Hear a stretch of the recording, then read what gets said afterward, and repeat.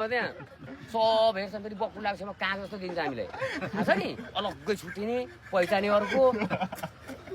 त्यस्तो भयो त यार मैले यही कुरा सोध्नु थियो सरहरूले उहाँ यही कुरो गरेँ ए कहानी गरेको नि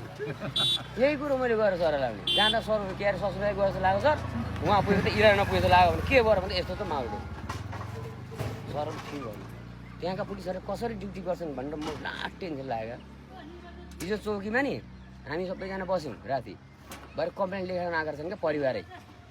ढाक ढाक ढाक गेट हान्दा कोही नखोल्ने पुलिस पनि नखोल्ने गेट खोल्ने बेलामा ए केटा आउने गर्छन् तँ केटा तिमीहरू गेट खोल्न जाएर त को आएछ भने चेक गरेर लाग्यो कोही उठ्दैन केटाहरू पनि म गएँ अब मासर को हेरेँ कोही कहाँबाट गयो स्थिति कस्तो छ बाहिरको होइन खोल्दै हाने त्यस्तो ठाउँमा पुगेँ भाइ ल ठिक छ भाइ तर यो हाँसेर बोल्दैछु कि त्यहाँ पुगेपछि हावै उठिदिन्छ फेरि त्यहाँको माहौल हेर्ने बित्तिकै मान्छेको त्यो उनीहरूको हेराइ देख्ने बित्तिकै खुस्किहाल्छ नि